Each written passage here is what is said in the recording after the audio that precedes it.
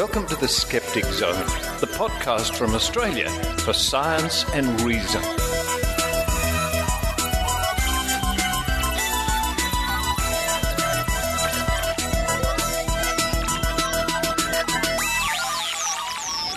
Hello and welcome to the Skeptic Zone, episode number 232 for the 30th of March 2013.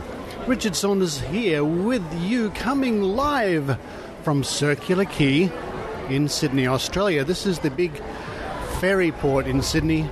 Over to my right I see the beautiful Sydney Opera House. To my left it's the Sydney Harbour Bridge. There's a giant cruise ship docked just up there on my left. There are ferries everywhere moving in and out. The water is just glistening on this beautiful day.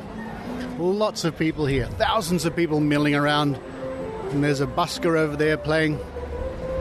I guess I'm just getting my little dose of Sydney before I head overseas in a couple of days.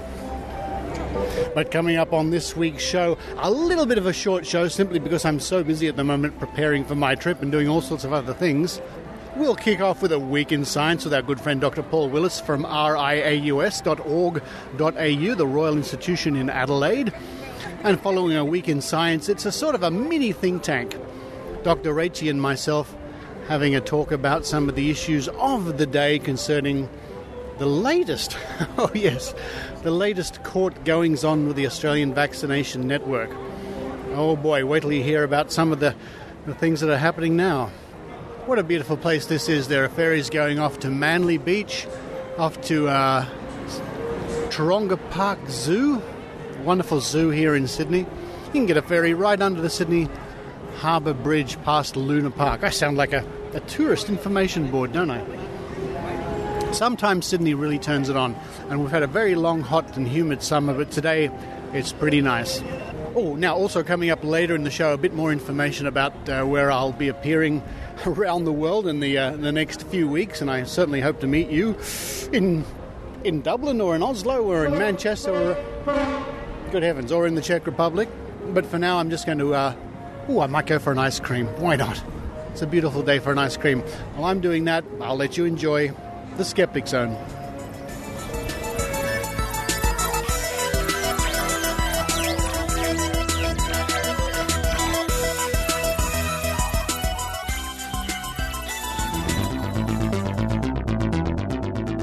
Welcome to A Week in Science from RiAus. This week, children's TV in the minds of kids, dinosaur sex, and painted electronics.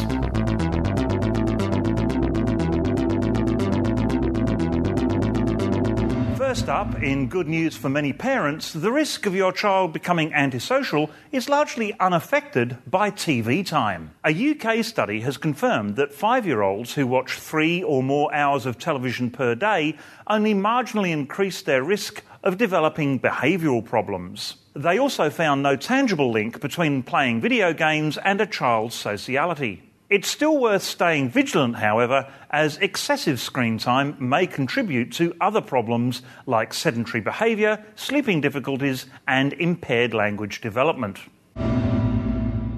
Samoa, Vanuatu and Fiji used to be home to a plethora of flightless birds, and then along came humans.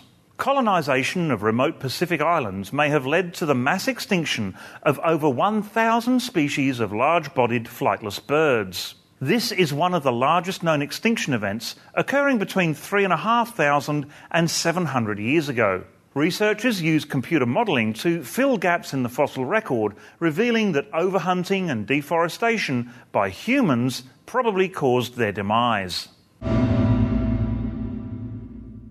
Genetic factors may contribute to a smoker developing a heavy habit and nicotine dependence.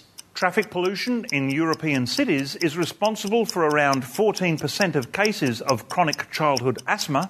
Fossilisation may affect the melanosomes, which paleontologists use to determine animal colour, meaning dinosaurs may have been a different colour to what we think. And a new theory suggests that some dinosaurs may have had sex in the missionary position. Otherwise, spikes on their backs and tails could have wreaked havoc on the male members. Finally this week, painted electronics may soon be a reality.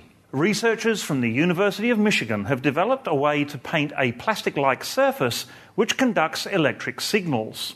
The problem previously has been that the molecules in these surfaces were randomly arranged, making transmission of electric signals unpredictable. This research has developed a way that the polymer can be painted with the signal-transferring molecules lining up, allowing easier transmission. Robert Llewellyn, also known as Crichton from Red Dwarf, recently joined RiAus to test drive Trev, the electric car. You can see Robert talking with the builder of Trev and driving this ingenious vehicle on our YouTube and Vimeo channels. That's been the highlights of another big week in science. You can find out more about these and other science news stories on our website, riaus.org.au, where you can also sign up for future episodes. You can follow the conversation on Twitter using the hashtag WeekInSci. I'm Paul Willis, and on behalf of the RiAus team, I'll see you next week.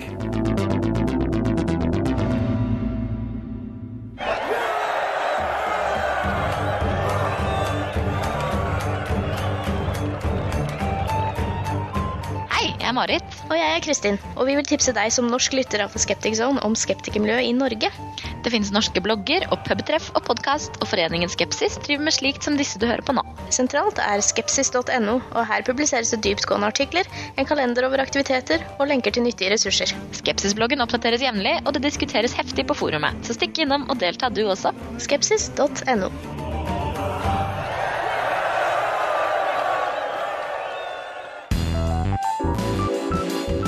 Join us now for Drinking Skeptically in the Think Tank. That wasn't an A380 just now, Dr. Rachie. No, Dr. Richard, I think it was. It was an Airbus, but I was unable to identify which exact It's another one now, folks. Welcome to the Think Tank, by the way, Dr. Rachie. Cheers. It's rather unusual. It is. Well, it's we're not in the normal locations. It's a mini think tank. Mini think tank. I'm actually in Dr. Rachie's front room, and the planes have been buzzing her tonight. Yeah, because it's very humid in Sydney tonight, and it's raining, and they sort of tend to be they're coming out of the runway and then sort of doing hard right-hand turns and heading off There goes east. one now, but listeners may be very lucky and they may hear one going over your roof any minute now. They probably will. But Dr. Rachie, thank you for hosting this little mini think tank in your front room. You're welcome. Normally we'd go down the club at the end of the street, but it was only everyone else was sort of indisposed. It's coming up to Easter and all the rest of it. So It is. we're having my microphone. That was my microphone rattling, folks. A quick think tank tonight. And before we get stuck into talking about the latest thigh-slapping hilarity with the Australian Vaccination Network, let's quickly mention that, of course, you and I will be both appearing at QED in Manchester. How exciting is that? I know, Richard, and it's even more exciting because you originally, when I was asked to go, you weren't planning on going, and now you are going. So we get to hang out in Manchester, and I'm doing a talk on, actually, as it happens, the anti-vax movement in Australia. How about that? And I think you're on some panels doing some stuff. Doing some stuff. And I told them, I'll do anything they would like me to do. I'm happy to talk or whatever. And I'm happy to give you a hand and help illustrate any points in your talk. There goes one now. Don't know what it was, but off it flies. So QED Manchester coming up. I'm so excited about that. Now, I must say, and as my listeners know, I've been invited to speak at a film festival in the Czech Republic, and the website is afo.cz. I've certainly spoken a lot about it. But what I haven't said, and I really should have, and I'm going to say it now, is I wouldn't be going there, and I wouldn't be going to Manchester, I wouldn't be going to Oslo, and I'm appearing on the 6th of February in Oslo, I think that's February, you mean April? Oh, have another drink. 6th of April in Oslo, the 10th of April in Dublin, Manchester, and the Czech Republic. None of this would happen if it weren't for Brian Dunning. Brian Dunning personally recommended me to the people in the Czech Republic who are sponsoring my trip, really, to fly to Europe. And so owe a huge debt to Brian Dunning for his very kind and warm recommendation that they should have me attend and talk and all the rest of it. So he also has a very good hot tub, Richard. He does. So Brian Dunning, cheers. Cheers to Brian Dunning. Thank you. I'm Brian Dunning from Skeptoid.com. And also, Brian, the sharks say hello. Yes, the sharks say hello, Brian. They shouldn't say that. When you come to Australia next time, Brian, the sharks will be waiting for you. No, what a top bloke Brian is. What a wonderful man. And of course, Skeptoid is one of our favourite podcasts. You put me onto Skeptoid originally. Did I? You did. Really? Years ago, you said, hey, Richard, there's this podcast called Skeptoid you should listen to, and I hadn't listened to it before. Oh. How about that? I didn't realise that. Yeah. But all over the years, I first met Brian, I think, in 2008. And we've just become very good friends, Brian, and I'm good friends with his whole family. And there goes another one. I think the sound's bouncing off the clouds tonight. Yeah. So I can't speak highly enough about Brian Dunning. He's a top bloke, and I love to tease him and send him up, and he'll write back to me, teasing me and sending me up. So it's all good. Yeah. It's all good. I somehow ended up with a book that somebody gave him at TAM that ended up in my suitcase called Why Are We Fat? That somebody had given to Brian. What? And he got very offended, so he palmed it off to me. I don't know. I take it all I don't know back. how these things happen. No, I can't wait to see Brian Dunning again sometime later this year, I hope. And all those other wonderful things, of course, my talks in Dublin, talks in Manchester, and talks in the Czech Republic and Oslo. So in Dublin, is it a Skeptic Society? Yeah, or a Skeptics in the pub? Or? It is. It's a skeptical type in the pub type meeting. Oh. Now, listeners can go to Facebook and look for the Dublin Skeptics, the Irish Skeptics. You'll find out lots of information. I'll put in links in the show notes. I'll put in links in the show notes. Now, Dr. Rachie, as I was just saying to you just before we went on, I pressed the record button. And this can lead into the subject of those wacky people at the Australian Vaccination Network. Tonight, the TV news media were running a story about a new vaccination, MMRV. All right? And it's generally a positive story. You know, this is better for children, better for everybody, it's quicker, it's all the rest of it. But Channel 7, who I do not have any affiliation with now. So you can say whatever you like about them. I have to say this, but I don't. I don't have any formal agreement with Channel 7. I think they're top people, but nevertheless. So they ran the story, and then they said, but some people disagree, or words to that effect, and they had Bronwyn Hancock. But her title, the title they put under her name was anti-vaccination campaigner, or words to this effect. I thought, ooh, I wonder what she'll think about that. And she said, oh, well, these things could lead to brain damage. I didn't hear it quite clearly enough because I was in the club and I couldn't quite hear it, but I was a little disappointed, Dr. Rachie. Yeah, I mean, the thing is, Australian media do that stuff at their own peril these days, because there was recently a story on Media Watch in this country. Media Watch is a program that criticises the media. Yeah. It's run by our government television station, and whenever they see something stupid in the media, they will take it to pieces, and they're known even against their own network, which is exactly great. And they're known for their acrid tone, and that they don't beat around the bush. And they went to town on a station that runs on Channel 9 here called Win News, an affiliate, yes, an affiliate of Channel 9, which runs in the Illawarra region, because months and months ago now, they had Meryl Dorey on as an alleged expert in the spot of balance. So a number of people wrote to them and complained. And the way complaints work in this country is if you write to the TV station and you are not satisfied with their response, and they have to respond within 30 days, you can then complain to the Australian Consumer Media Authority. Right. Or the Australian, I don't know. One of those people. ACMA. Yes, anyway, the acronym is ACMA. Right. Anyway, so ACMA is currently investigating that station for that breach, because that was deemed to be not in the interest of public health or something. I don't know what the classification was. And on top of that, they got taken to pieces on Media Watch. So Australian media does that at their own peril, because they will simply get complaints and they will have to respond to those complaints. And if the people that make those complaints are not happy, they'll get dobbed into the regulator, and then they can be subject to very big fines. We're talking hundreds of thousands of dollars. The interesting thing for me is when this story came up, they didn't say vaccination commentator or anything nothing like that. They were absolutely explicit. Anti-vaccination campaign. Yeah. So they might be able to get out of it based on that. It's a pity they had her at all. She had nothing to add to the yeah, I mean, conversation. but this is the problem. Like, why have 10 seconds of her saying that, you know? But I guess it was, first of all, there's a couple of things that are not so bad about that, even though it was there. Bronwyn Hancock?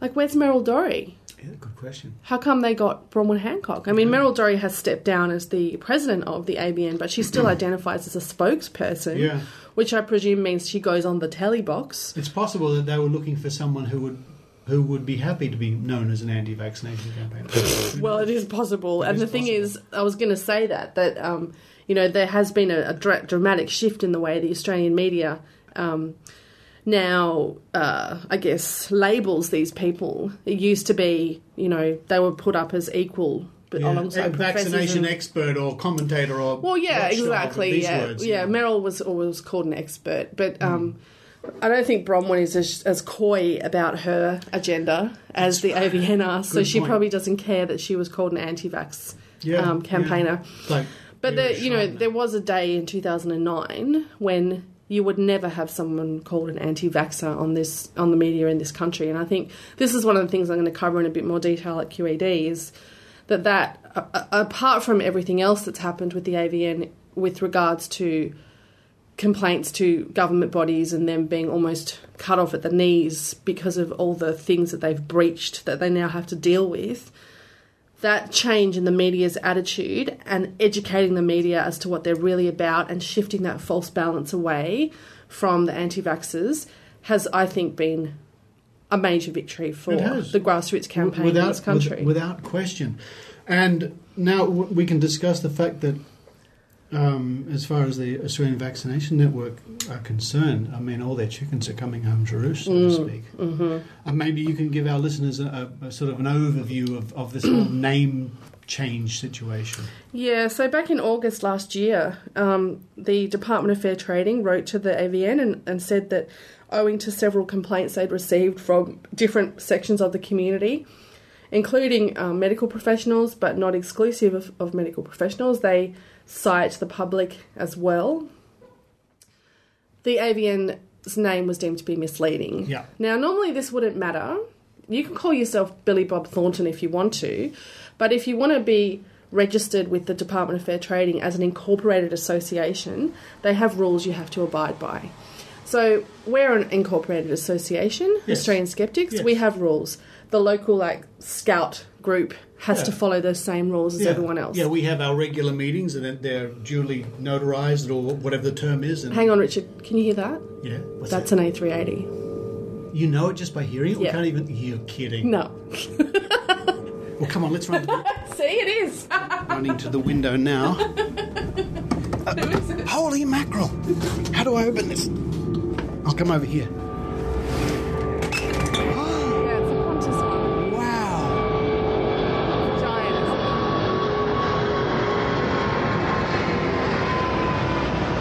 It's gorgeous. Oh, sorry. Just bumped into Dr. Rachie who was clamouring to look out the window. Wow! Did you... The size of that damn thing flying right over your house. Lucky his engine didn't fall off. And I mean right over your house. Yeah, basically. Sorry about that distraction, listeners. I just was showing off because I could tell by the sound that it was an A380. Well done. Yeah, so they have to follow certain rules, and one of those rules is that their name must reflect the activities of their organisation. So the Department of Fair Trading acted on this based on complaints from the general public and from medical professionals and said, you guys are anti-vax. You're not kidding anyone. You're not kidding anyone, yeah. This, vague name of Australian Vaccination Network, it's not good enough. Let's repeat that. You are not kidding anyone. Well, basically that's what the minister said. Yeah. He said, you're not hiding anything anymore. And I mean, this was first raised in the court case where they sued the HCCC back in 2010, where even the judge presiding over that case said to Meryl Dorey in court, I think you're being coy about your organisation's intentions and agenda. Because they keep banging on about how they're not anti-vax, but every piece of evidence points to the fact that they are. Now, the thing is, So the Department of Fair Trading has ordered them to change their name. Now, the critical word in this phrase is ordered, not requested, not asked nicely, not said, if you don't mind and if you don't wanna, it's okay. Ordered, okay? Yeah. Now, they had to do this by... That's not an A380. No, it's not. It's a little baby plane. They had to do this by the 21st of February. They applied for an extension of time, which they were granted until March the 23rd, which happened last week. Mm-hmm. They challenged the order in the Administrative Decisions Tribunal, which happened last week. What, Tuesday? It was on Tuesday. Yeah. It was on Tuesday. Last week. Anyway, whatever. So, in that, when they challenged that order, the Department of Fair Trading said, okay, that's fine, we'll give you a bit more time, but in the meantime, you have to put disclaimers on your websites, your blogs, on your Twitters, any social media, Facebook sort of stuff, that says prominently that you have been ordered by the ADT DFT to change your name, and this process is currently being negotiated with the Department of Fair Trading. And that we are challenging it. We are challenging it, words to that effect, Now, what is really interesting about this is that this has come full circle now. Because back in 2010, the reason Merrill sued the HCCC and took them to court was because they had asked her to put a disclaimer on her websites and her blogs and her Twitters saying she didn't, people shouldn't take this as medical advice and this information is purely anti-vaccination. That was 2 years ago. Here we are in 2013 and we're back to square one, where because she's refused to comply with this legislation all this time, now she's been forced to do this. Now, the reason this time she has complied, whereas she hasn't with most of the other things that she's been told to do, is because the Department of Fair Trading have the ability to deregister the AVN, shut them down essentially, and then go in and audit all their finances, seize their assets and distribute them where they see fit. So this is a very serious matter.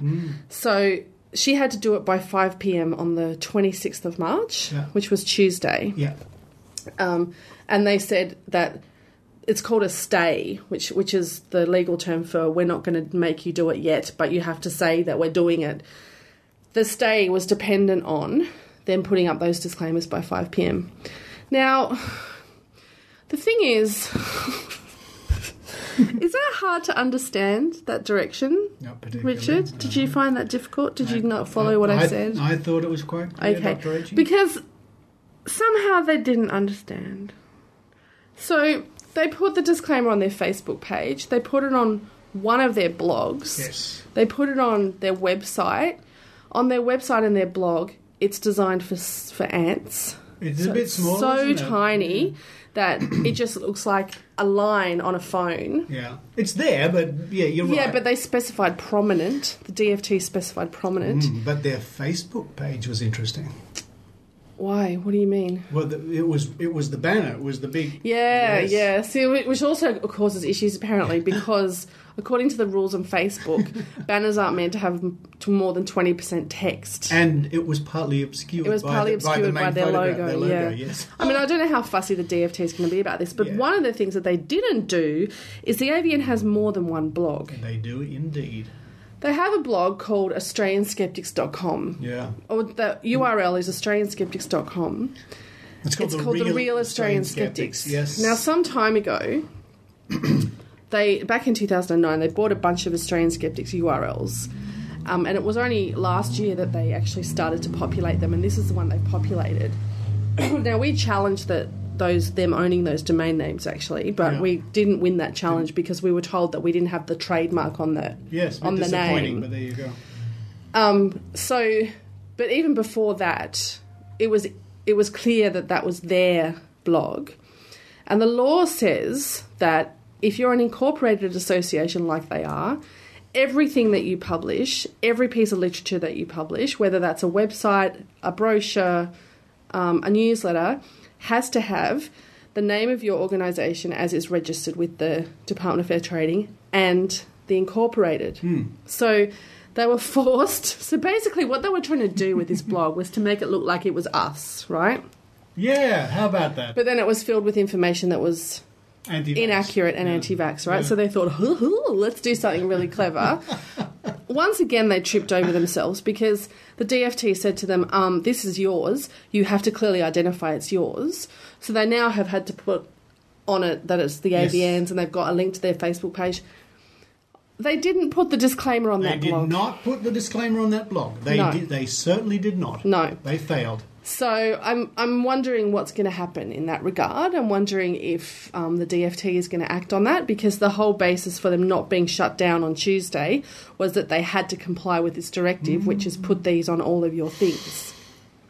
Now, I also found it funny, and I think you possibly blogged it or Facebooked it or tweeted it, and all these things get a bit jumbled after a little while. What they proposed as alternative names was quite amusing. Oh my gosh.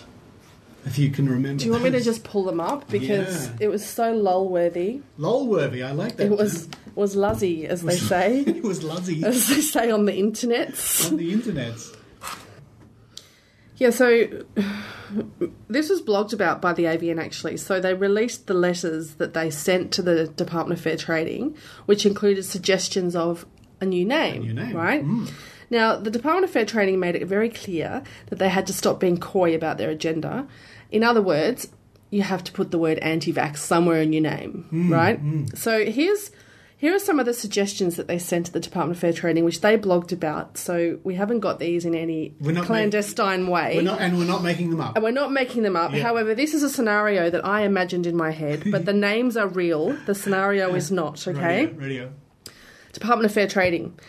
Get a new name, AVN. AVN. Okay, how's Australian Vaccination Information Network? Department of Fair Trading. No.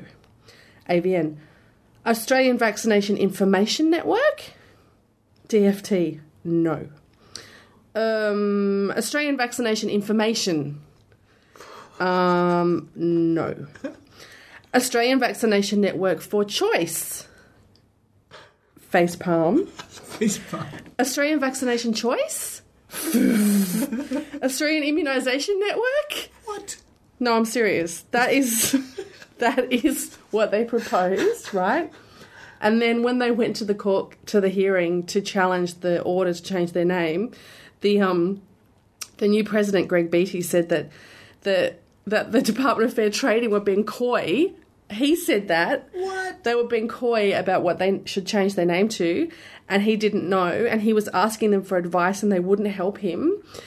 And then the newspaper article said, well, do you think it's going to affect your organisation and your members and your fan base if you have to change it very drastically? And he said, well, I don't know.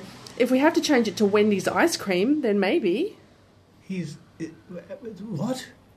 Well, either they're completely off with the fairies or they're taking the piss. Yeah. Now, I'm not sure which one it is, to tell you the truth. It's pretty strange. But they have also requested that the DFT help them to come up with a name, to which the DFT has said, Luz, do it yourselves. Yeah. You run the company. You come up with the name.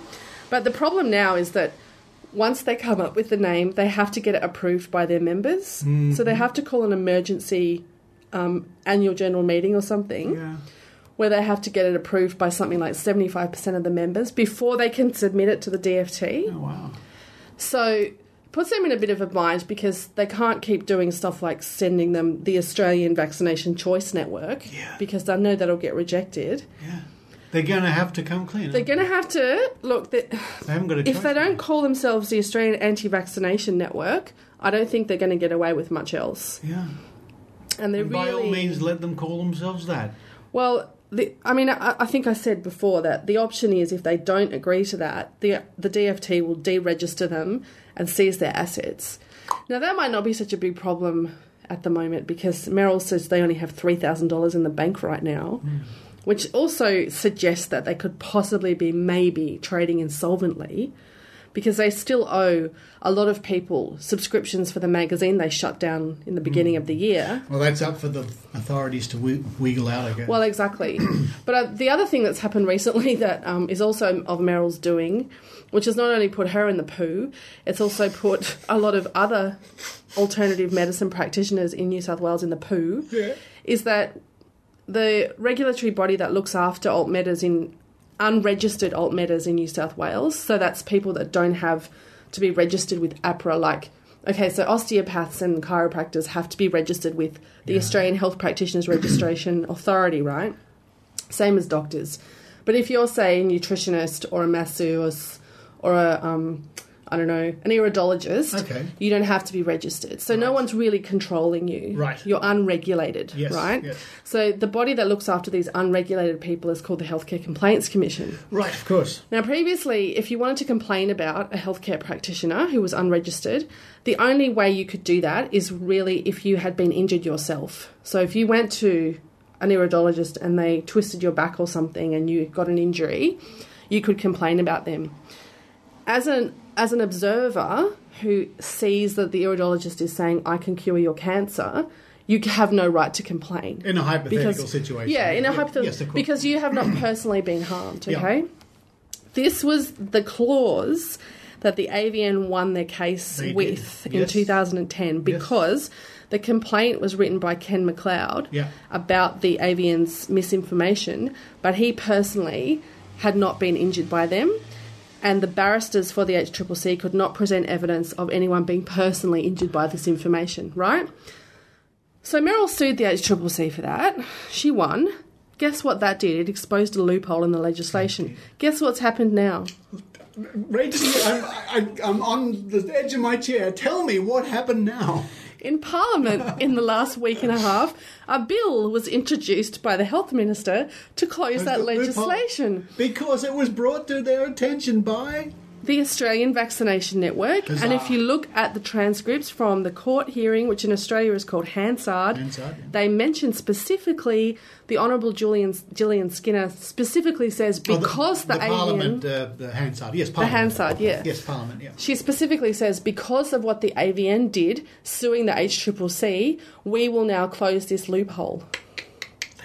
So here's what's going to happen, right? Yeah. Now, this also has bipartisan support, which means that it's supported by the opposition as well. Yes, very good. Now, at this point, it's only a bill.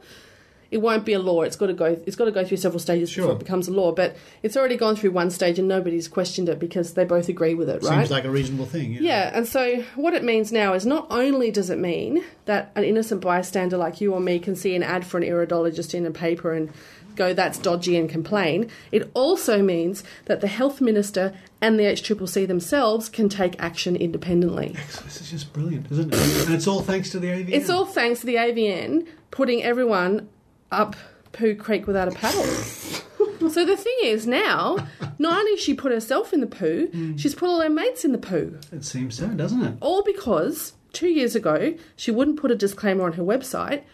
And the other thing that is so interesting about this is that she is now personally putting a disclaimer on everything she writes. Is she?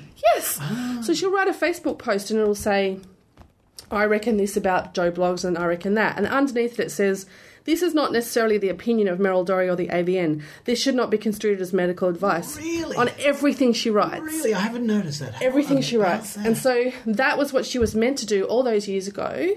So 3 years ago, here we are now, 3 years later, fast forward, and she's got to do it anyway. She's lost a lot of income. She's lost her reputation because she's not being honest about what she's doing. All because she was too belligerent to comply with this one little thing. As I said before, and the phrase came to my mind, the chickens are coming home to roost. It took a while. Yeah, but the wheels of government grind very slowly, you know. You don't change legislation overnight, but this is basically an example of grassroots scepticism that will potentially change legislation. Folks, sometimes it's a long road. You have lots of setbacks. It's hard and it's very stressful at times. But here comes another one. But sometimes it pays off. Yeah. To be frank. Yeah. I mean, this bill hasn't come in yet, but when it does, I think there's going to be a bunch of people that are going to have to clean up their... Well, you know what? I think it's going to be a very interesting couple of years coming up for the Australian skeptics and our friends. Yeah, It really is. So I think if it is introduced into Parliament, and well, when it's introduced into Parliament is more likely, we probably need to set up something like the what's it called? Nightingale collaboration in Australia. So we can make it easy for people if they spot things like that, that they can easily complain to the HCCC. Yeah. And what was that? Wait till we visit Mind Body Wallet. Hey. Oh my gosh, exactly. Can you believe it? So, do you know that plugin for Chrome? It's a quack, a little quacky duck, and it's called Barrel. I can't think of it. Do you know the one? It was anyway. If we had something like that, we could use it in Australia. Wow. Just like shooting fish in a barrel. I mean, that's what it was named after. What an interesting time it's been, Dr. Rachie. Yeah. Folks, it's great to be here in Dr. Rachie's front room, but my goodness me, it is muggy in here. It is muggy. Sydney at the moment is really humid, and I'm pleased. I am stepping on a plane in a few days to snowy Europe. I know, it's going to be freezing in the UK. And I'm looking forward to it after this muggy hot weather. Yeah. Thank you, Dr. Rachie, for that wonderful update. Wow, the story goes on. It's looking good. Yes, folks, we please, if you're in Manchester, if you're coming to QED, please come and say hello to Dr. Rachie and myself. We'd love to meet you and have a chat. And I do get a lot of fan letters and encouraging letters from people in the UK, and it's very nice. We have a huge listenership in the UK. Yeah, Dr. we Rachie. do. It's really nice to know that. I'm hoping to go to Snowdonia in Wales. Are you going to Wales? Yeah, probably. Oh, wow. How cool is that? But it's supposed to be very cold there, and not just cold and snowing, which is pretty, but freezing cold and vertical rain. So I'm not sure I want to go there if it's like that. You've got to try it out.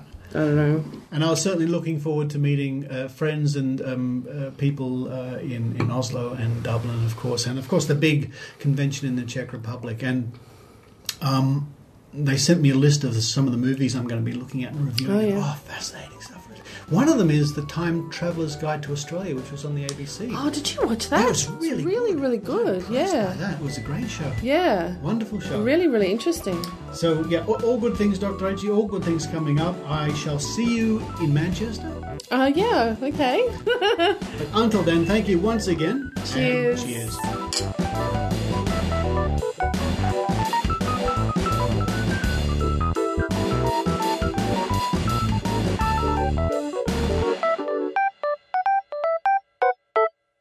Hey fellow skeptics, I'm Trent, the co-host of a podcast called Seeds of Doubt and creator of a new project called Dropfox.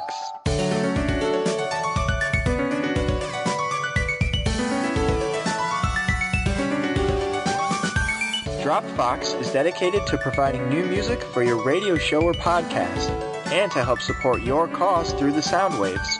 The song you're listening to is called Keep Looking Up and can be heard on the podcast Oddments by College of Curiosity.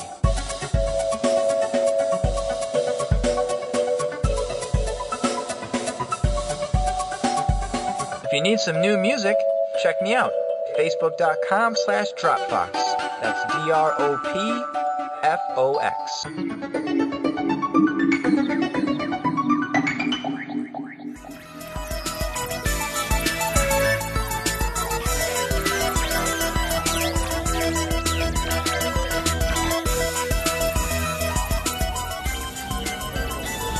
Thank you for listening to the Skeptic Zone. I'm still here in beautiful Circular Quay in Sydney, Australia. Google it, folks. Google it. It's right near the Opera House and the Harbour Bridge.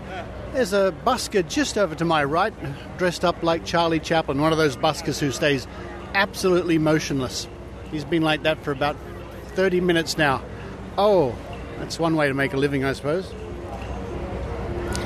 Well, coming up on the next couple of shows, it's going to be quite interesting, I hope. I'll be recording my adventures along the trip I'm doing, talking to local skeptics in various countries around the world, and bringing to you as many interviews and insights as I can. And I'm sure my team back here in Australia will also be pitching in with reports and interviews. Well, I certainly hope so. There's a big hint. And a big shout out to my dear friend Penny Chan, our reporter in Long Beach in California. I saw a very interesting post that she put on Facebook. She said, She wished that something like she wished that there were more radio dramas, the good old-fashioned radio adventures and dramas. Penny, I really agree with that. I think that's a pretty good idea. I really agree with that. Theatre of the mind, they call it. I think that's great. Well, I better go home now and start packing as the thousands of people are milling around beside me in the brilliant sunshine here. But for now, as one of the river cats, the Susie O'Neill, slowly pulls off from its dock in front of me, this is Richard Saunders signing off from Circular Quay in Sydney, Australia. You've been listening to the Skeptic Zone. Visit our website at www.skepticzone.tv for comments, contacts, and extra video reports.